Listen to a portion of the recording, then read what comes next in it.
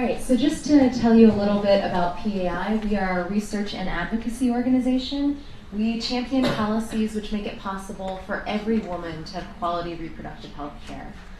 We work with policymakers in Washington, D.C., and our network of partners around the world to remove policy barriers between women and the care that they need. So we're currently in our 51st year. We work with partners all over the world. So if you are, like Marlene said, looking for the advocates in your community, please talk to me. I will connect you with them.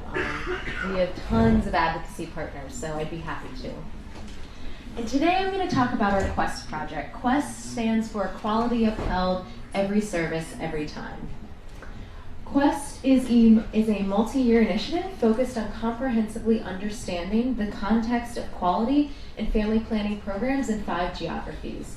So we worked in the Democratic Republic of Congo, Ethiopia, India, Myanmar, and Pakistan. And to achieve our objective, we collaborated with local partners in each of these geographies to identify priority issues to improve quality of family planning programming on the ground. We also really work to increase government attention to quality, which I'll go into a little bit more later. So to do this work, we collaborated with our partners to develop a conceptual framework and methodology to achieve these goals.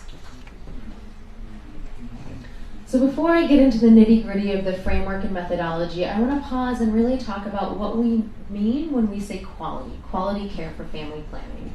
So quality is a multifaceted concept, and what we used is part, as you'll see up here, from the WHO. So when we talk about quality, it means that a woman has access to all methods available to her. So she can't just have the implant available to her, she has to have multiple options. And with that, she needs clear and medically accurate information, risk, benefits, side effects, ideally that is tailored to her individual health. And as part of that, she needs a trained provider, she or he, to provide that information to her. And I'll go into a little bit more about provider training later in the presentation, but ultimately this interaction between a provider and client to be really, truly quality needs to be respectful, it needs to be confidential, and the client needs to walk away really feeling like they had a good interaction with their provider. So there are many systemic factors that affect what you see on the screen, what happens between the provider and client. But to date, much of the research and programmatic work has focused on this client-provider level, and not much has been looked at those upstream factors that affect quality. And what QUEST really looked at was trying to assess these upstream factors.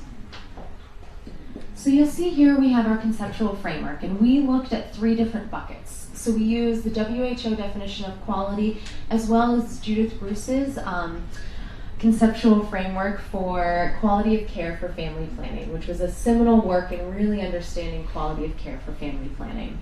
So our work focused on 3 different domains: the influencing environment, the health system, and then quality of services received. And quality of services received is what grounded our research, and that is mainly built from Judith Bruce's framework. And then we use Samin Siddiqui's principles of health system governance, so aspects such as transparency, accountability, vision, to inform the health system. And then the influencing environment, which ultimately affects the health system and quality of services received, includes those societal and cultural norms, such as gender norms, access to services, and feelings about youth accessing services. And so ultimately, we looked at the influencing environment and health system convergence to how it affected those interactions on the ground. So as I said, QUEST is a multi-year initiative, so it's a research phase and an advocacy phase, and we are just wrapping up our research phase right now, which included 3 different components. So our partners on the ground conducted a landscape assessment, a policy review, and key informant interviews.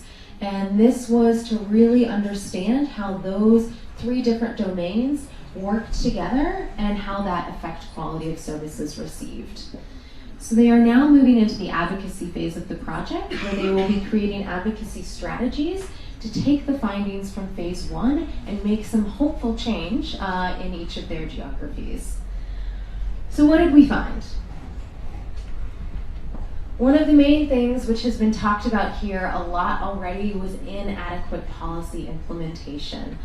We worked in varied geographies, and across the board there were varying degrees of progressive policies on the books, and almost all of them were not being implemented adequately, either from not being implemented at all or differing in implementation on a subnational level. This was mirrored with support for healthcare workers. So our partners found in their research that healthcare workers said they had too high of a patient load to provide quality services, or they didn't have clear supervision or a clear career path trajectory that enabled them to give quality care. And has already been mentioned here as well, improper training. Either there was a one-off training or there was simply no training provided to these healthcare workers. So we worked, each of our partners in the geography was a civil society organization, and they all interviewed CSOs as part of their key informant interviews. And we found in each geography there was almost no communication and collaboration between CSOs and their governments to influence policies, to help hold governments accountable, and to make sure these policies really, actually worked on the ground. And so that is something we found across all geographies as well. Those are all health system factors, and then to move on to the influencing environment, there were harmful societal norms in each geography we worked in. So these ranged from different gender norms, lower class status of women, lack of female autonomy. There was a strong stigma against unmarried women accessing services.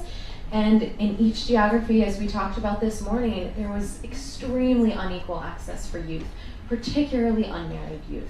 So this ranged from parental consent laws, age restrictions for accessing certain contraceptive methods, or even being able to access a clinic and having the wherewithal to do that. So this is a little disheartening, but what are we going to do with it now? Actually, next week we are gathering all our partners together in Washington, D.C. to have an all-partners meeting, where they're going to present on their findings from phase 1, and then come together and really work through some advocacy strategies and work plans, which they will implement over the next 18 months. So I'm going to talk about 3 different areas where our partners potentially may focus their advocacy. So the first one is quality of care within national strategies. An actual positive development we found was that quality of care is starting to enter the lexicon of these government policies. So in India and Ethiopia, and Pakistan actually, the quality of care was sort of a cornerstone of some of their family planning and health policies, which is really exciting development, and our partners will hopefully be working with their governments to ensure that this quality of care strategy, either quality of care alone or quality of care subsumed under other strategies, doesn't fall to the wayside like we have seen with other policies. Supply shortages. As has also been talked about, supply shortages is a real issue, and many of our partners identified this as a problem for women receiving quality services. So a potential area that they might be advocating is to really encourage looking at the procurement, the logistics, how do we prevent these shortages from happening? So it's going to be procurement, logistics, budgeting, transportation on the ground. And so that is an area that hopefully we can see some real positive change. And finally, and this is sort of, always an issue, government investment in policies. So how do we make sure that governments stay invested? They may talk about investment when they put that policy on paper, and then 2 years down the line, it's gone. So our partners will be working as civil society members to really encourage and advocate the government to stay invested, and also within their communities to help community organizations hold governments accountable and to really monitor these policies that are put on paper. So we're excited to see where this goes. We have another 18 months to the project, and we're hopeful that some real changes start to begin to happen regarding quality of care for family planning. Thank you.